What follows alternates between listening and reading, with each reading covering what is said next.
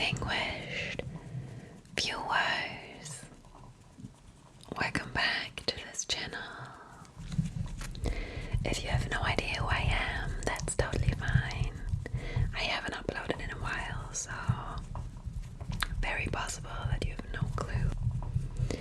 But being that today is Hallows Eve, literally the end of spooky season, I thought I'd cram in a spooky video for you.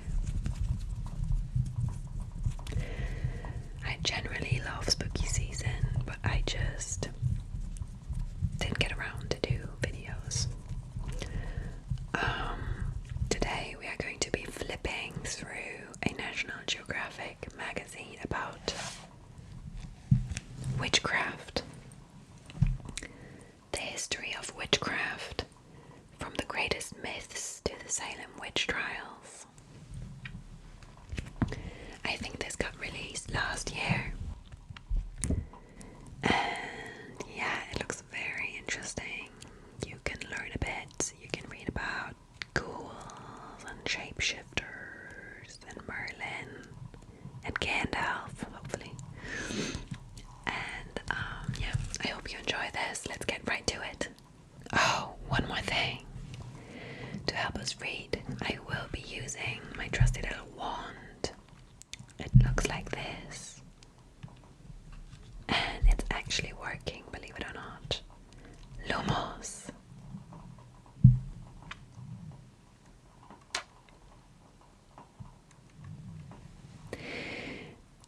No, it's not a sushi stick. Thank you for asking. Welcome back to this section of the video. By the way, if you hear a crackling noise in the background, in that direction, that is our trusty little candle with the wood wickers, just for some ambiance, you know what I mean. Anywho, let's start. Okay, so as I already said, this is called The History of Witchcraft, from the Greatest Myths to the Salem Witch Trials by Jonna Rizzo. And here we have a nice atmospheric picture of 1, 2, 3, 4, 5, 6, 7 candles, apparently on the ground or on some piece of wood. Ooh, look at this. Okay, here we have a cute little tarantula. Looking at the contents, we have 4 chapters in this magazine. It's the spellcasters, the shapeshifters, the healers and diviners, and the havoc wreakers. Okay, so what is this? An introduction and a painting of Satan, I think. Francisco Goya's Witch's Sabbath, 1798, depicts Satan as a goat encircled by a coven of witches, perhaps initiating or preparing to devour a baby. Okay, so, I mean, this is the baby, but what is this? That's very creepy. Ew, okay, and then look at these hanging. Oh no, okay. We're going to be flipping over. So, I've already recorded this once, and the video was like 1 hour long, so I will try to keep this a bit shorter so we can see every page of this magazine. Witches who cast charms and use incantations to enchant or enthrall are spellcasters. Fear and fascination go hand in hand when it comes to witches, sorcerers, enchantresses, and others who harness magic to cast spells. While we might delight in the images of menacing witches brewing mystical concoctions or tales of the curses cast in antiquity, such things propelled early modern fears of actual witches bent on destroying communities and conspiring with the devil. So this is Circe offering the cup to Ulysses by John William Waterhouse. That seems like a witch that wants to offer me a nice little drink. And then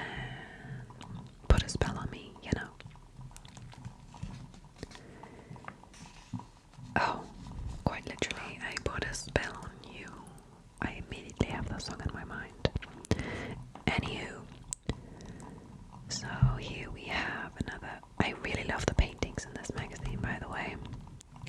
It's a painting by Charles Ernest Butler, and it shows the Norse hero Sigurd awakening his true love, the Valkyrie Brunhildur, from a deep sleep. He will later forsake her after unwittingly drinking a potion of forgetfulness brewed by the scheming sorceress queen Grimhildir. Okay, so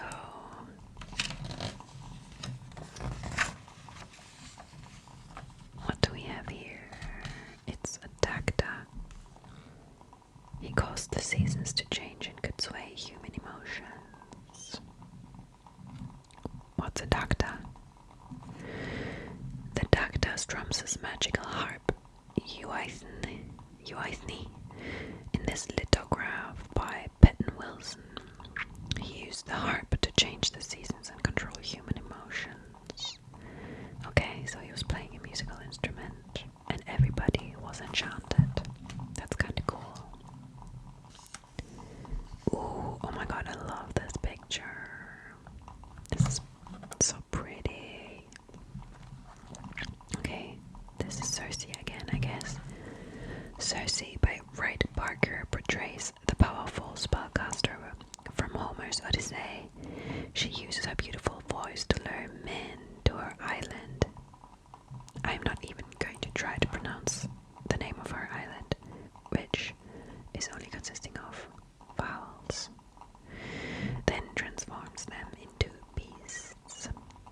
So apparently that's Cersei, and all these wolves and lions are the men that she has transformed, I guess.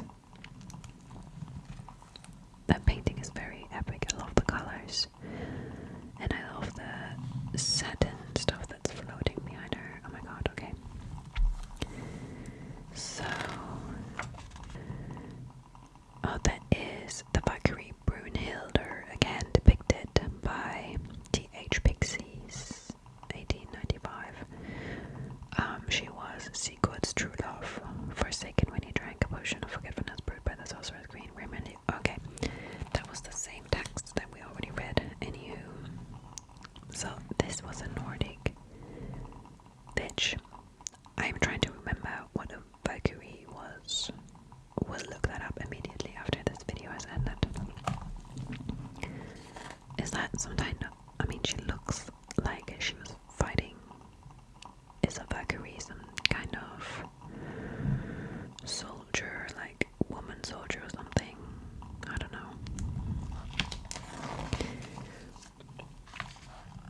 Okay, so this looks like an old castle in South Wales, apparently. The ruins of the 12th century Bannard Castle atop Wales's Three Cliffs Bay is the frequent haunt of Gradiripine. Oh, okay, no, I do not speak Welsh language, sorry. Ooh, he's cute. Merlin, I think everybody has heard of Merlin, right? Whenever I see Merlin, like painted in some kind of illustration, he always reminds me of like Gandalf or Dumbledore. I think J.K. Rowling and Tolkien were heavily inspired by Merlin when they created these characters. The Circle by Herbert Helps envisions Merlin with a white sleeve robe and his characteristic long white beard. He is shown with both a pentagram and a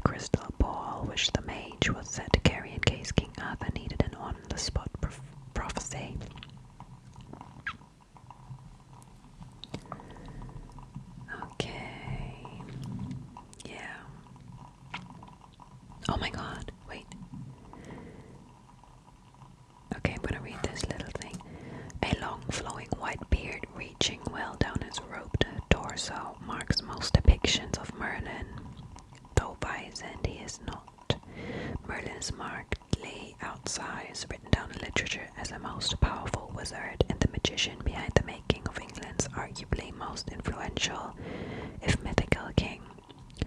Today he is the archetype for beloved modern wizards like Gandalf and Dumbledore. Moving on. So this is the sword, King Arthur's sword in the stone. Okay, and now there's a place of particular magic, and it's Salem. Oh my god, I always wanted to go to Salem. One day I will.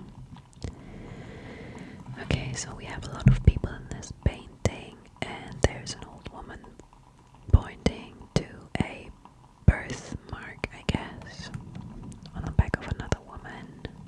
So let's read. Examination of a Witch by Tompkins Madison imagines a moment during one of the Salem witch trials where a witch's mark is revealed. A witch's mark was thought to be a feeding teat for a familiar or magical animal companion. Oh yes, I heard that a lot of witches were said to have like an animal companion. Wait, where did I read that?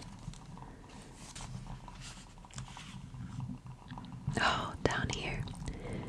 Though a Thailand golden fringed tarantula may have been too exotic, England's witches were said to have familiars or magical animal companions that sometimes took the form of spiders. Oh, yeah. Okay, so that kind of reminds me of Disney princesses and their cute little animals, or animal friends, you know? So, what I'm asking myself is, are Disney princesses witches? Like good, cute witches? Question mark. But that is a discussion for another day.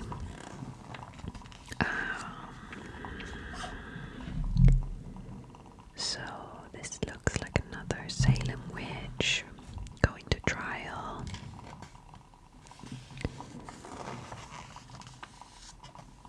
Okay, so let's read this excerpt.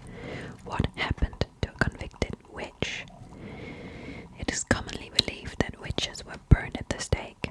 Not so in Salem. Burning happened most often in medieval Europe, including Joan of Arc, the woman most famously burned at the stake for charges including witchcraft.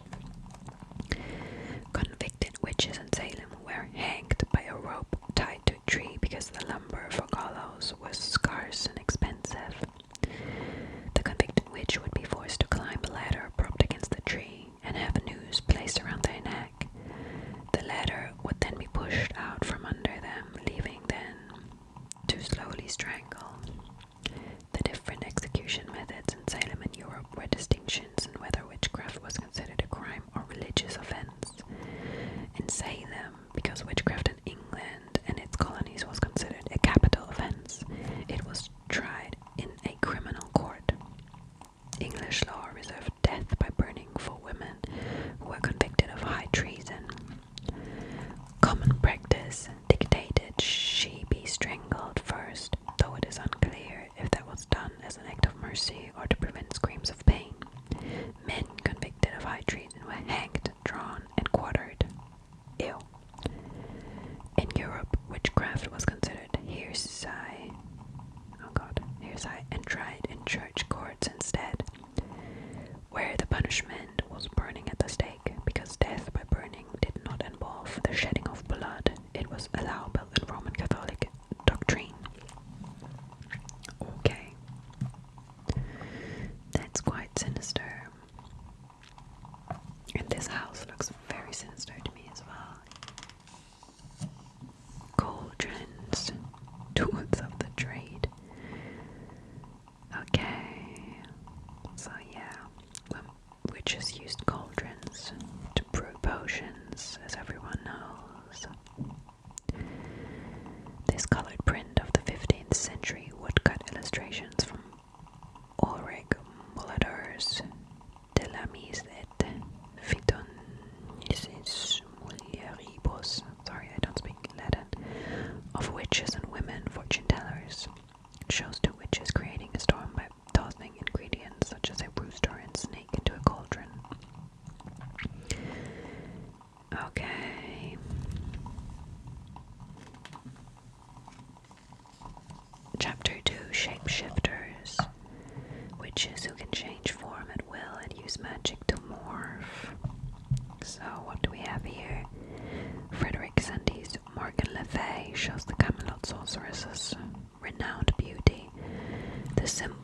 her golden skirt hint at her proficiency in mathematics and science, knowledge that might have proved useful in her capacity as a shapeshifter. Okay, but I don't really know what that is. I cannot decipher what she's doing right here, but it's a very good painting. Anyway, shape or form. Some witches can change shape at will, morphing from siren to hag or transforming into other creatures, all the better to make their mischiefs. Okay, so this is the Japanese, which I guess I really love Japanese art styles. Okay, Shamuba was often portrayed as a white-haired hag in medieval times. By the 19th century, kinder representations of the witch in puppet and kabuki plays influenced Japanese ukiyo-e artists like Totoya Hokai to show her as an attractive and alluring woman, such as in this 1840 print. Once upon a time there was a witch, then suddenly she turned herself into a cat or a werewolf, or maybe even a mountain crone. Folk tales, fictional creations, and historical fears are shot through with this belief in a witch's power to assume another form, from the minuscule to the mischievous to the truly monstrous. In early modern Europe and the American colonies, some people suspected that familiars, such as black cats, might be witches in disguise. Tales of witches shifting into inanimate objects like trees or mountains were not uncommon in some parts of the world. These static guises offered opportunity to quietly observe passers-by or prepare to pounce. In literature and folk tales, witches might transform to surprise or scare victims, survive in a new environment, or evade detection like Snow White's evil queen, or morphing might simply be a show of magical might. Okay, let's move on. Ooh, isn't that a Selkie? Yeah, Selkies. A depiction of a Selkie in Gina Litherland's Selkies, 2016. Some historians theorize that the legend of seal-to-human shapeshifters may have been inspired by sealskin hunting kayaks using by the Sami, indigenous people of Scandinavia. In the chilly spot where the North Sea meets the Atlantic and all the water crashes mightily against Scotland's rocky Orkney Islands, winter days are short and damp, and cold can seep into bones. Historically, most people made their living from the sea, and some were gone for long stretches of time. Many drowned. It might seem rather supernatural in all its ancient ruins and windswept beauty. Legend has it that there, on some moonlit nights, a smooth head bobs among the waves, eyes wide and round, making sure there's no one about. As a Selkie climbs out of the sea, their sealskin falls away, revealing a human form that has been underneath all along.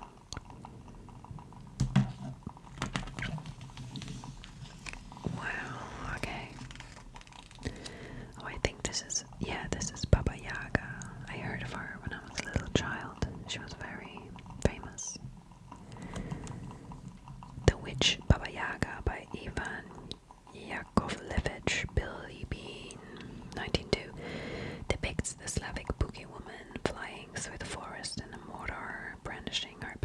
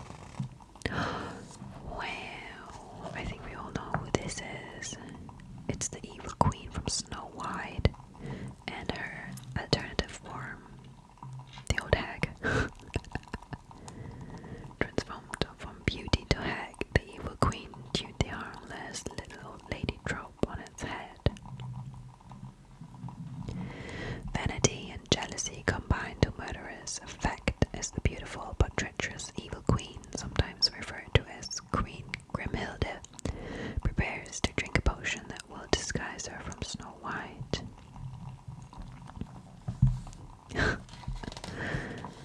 Yeah, she was a shapeshifter, I remember. Okay. Place of particular magic, the British Isles. What? I didn't know the British Isles have particular magic. The village of Boscastle at the North Cornwall coast is home to the Museum of Witchcraft and Magic, which houses a first edition of King James I's Demonology, a treatise that influenced early modern ideas about witches. Okay, wow. So, I learned something new. The British Isles has a history of belief in magical familiars and the notion these might be shape-shifting witches in disguise, a suspicion that fed early modern witchcraft panics.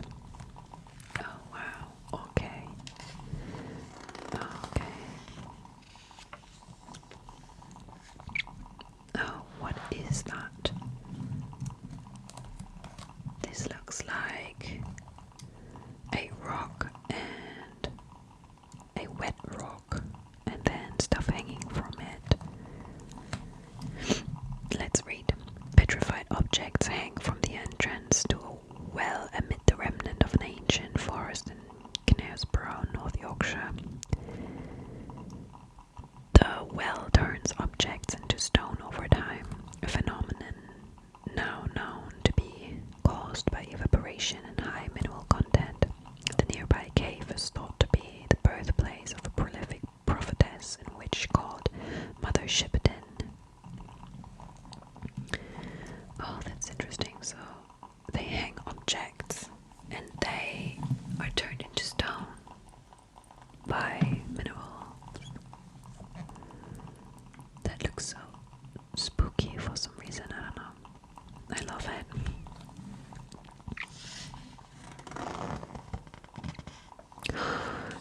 Oh, yay. More animals. Okay, so wait, that looks like one of these venomous spiders. Though a sizable option for an arachnid familiar, a female false widow spider can have a body up to about half an inch long and a leg span as large as a 50-cent piece. False widow spiders rarely bite humans. Okay, that's good to know. The black rat appeared as a common guise for familiars in early modern witch trial testimony. Okay. Oh, I really love frogs and like toads. They just look so cute to me. Though netterjack toads are now rare in England, a colony or two still live in East Anglia, one of the area's frog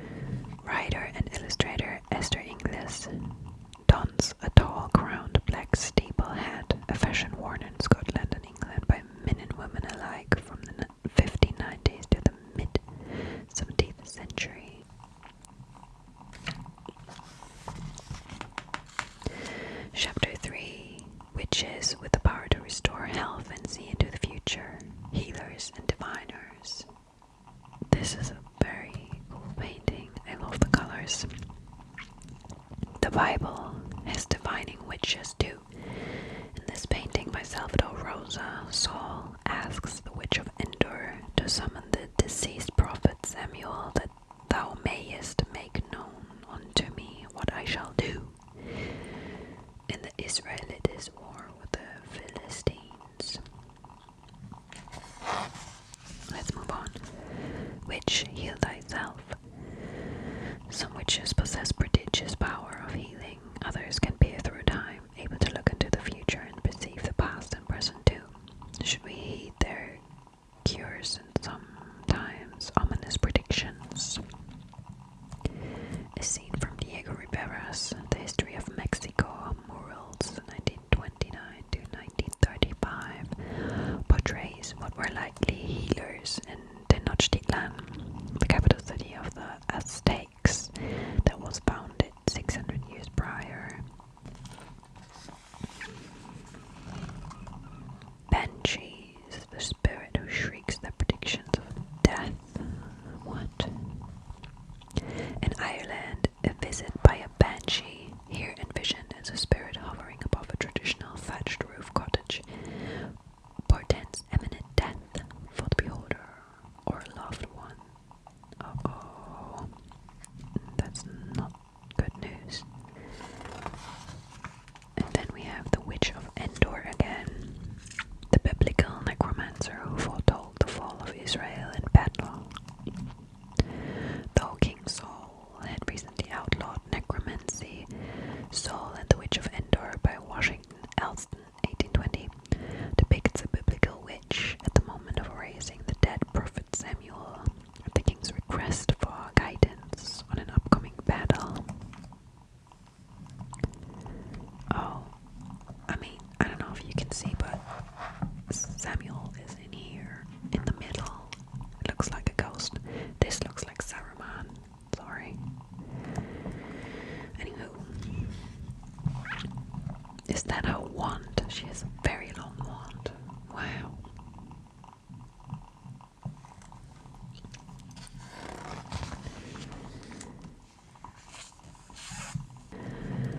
Norse goddess Freya, here seen visiting dwarfs in Harry J. Seeger's artwork for a collection of children's stories, circa 1910, sometimes sent messages through the future, about the future, through Viking Age, seeresses and divination trances.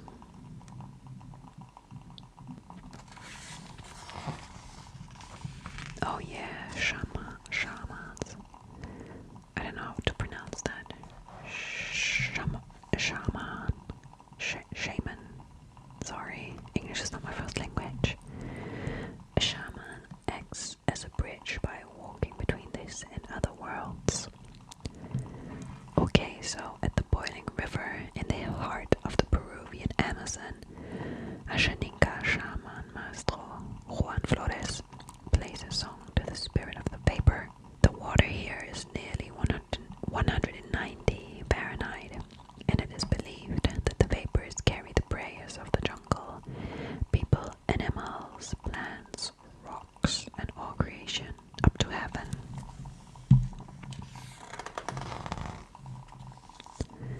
Oh, Rasputin, the Russian mystic, is known for unparalleled powers of cheating death.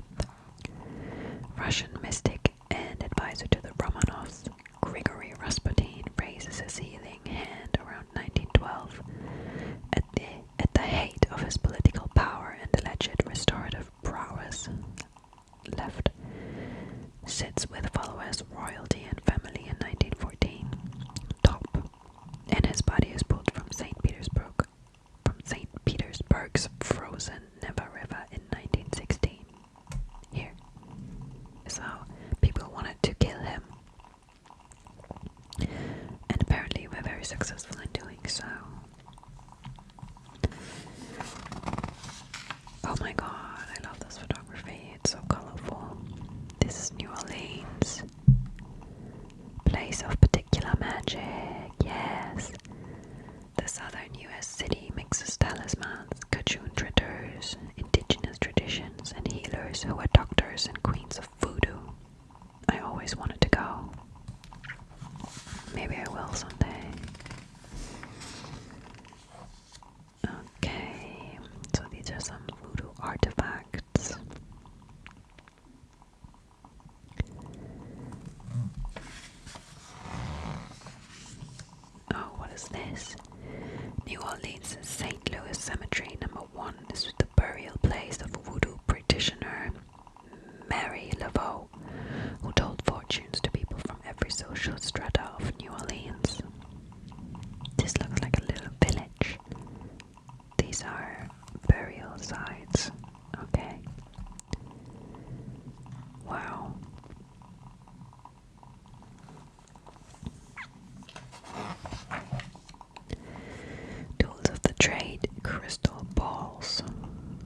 crystals get all the credit, but anything reflective might be used to peer into the mists of time.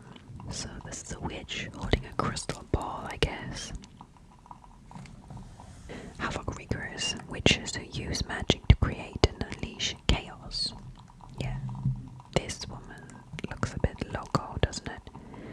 A detail from Gustave Moreau's Jupiter and Semele, 1885, shows Hecate portrayed at night with a crescent moon on her head, reigning over the underworld.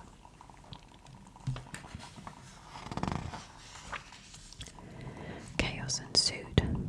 Some witches have a predilection for turmoil and a habit of shaking things up, often with chaotic consequences. The Jinns, a miniature from a 1582 Ottoman manuscript, imagines the chaotic beings with horns and long sharp teeth.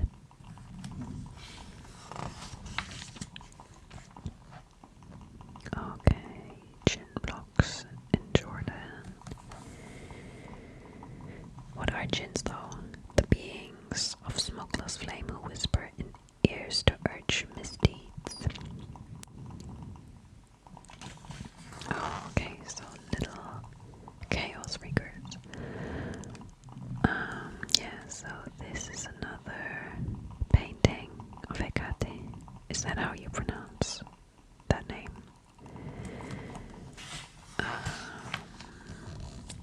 Ravens. What? A tree carving in Butlet Cove, Alaska, the ancestral homeland of the Tlingit, shows Raven, a mythological trickster figure of chaos and creation. Oh yes, I know. Oh, Black Forest witches, the German folklore figures who make the woods a scary place. Being that I am from Germany, this is very cool. I live far away from this forest though. A lake's dense morning fog makes even daytime Black Forest, Germany, feel like a creepy spot. Perfect for nefarious witches looking for a place to lie in wait for unsuspecting victims.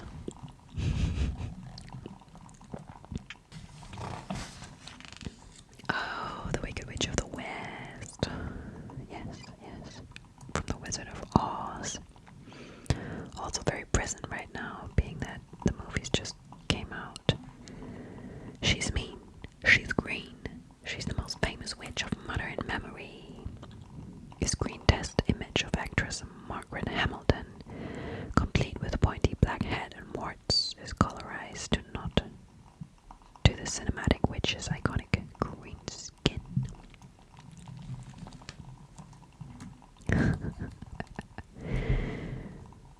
I love The Wizard of Oz. I also love Wicked the musical. Love everything. Okay, another place of particular magic is Scandinavia. Because it's the land of forests, fjords, mountains, volcanoes, and other rocky outcroppings. But what if these aren't just natural components of the landscape? Oh, wait, so people think these are troll-made, these streets? What?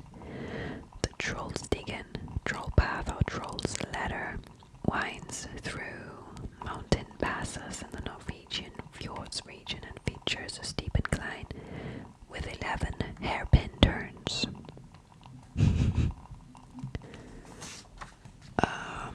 This looks like a scene from The Hobbit, where the trolls were turning to stone by sunlight. Okay, I mean, I had this in the 90s, I think. Incredibly popular incarnations of the magical creature, plastic fuzzy-haired troll dolls were first created by Danish sculptor Thomas Dam, 1915 to 1989.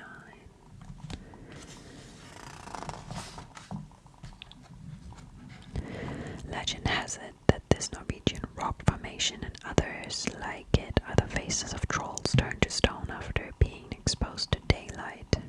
Yeah, there's two eyes and a nose.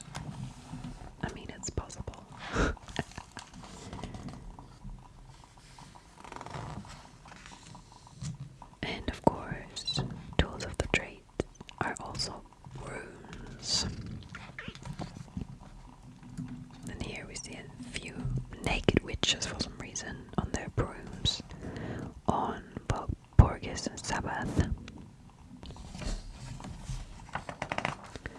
And that was it, my dear friends.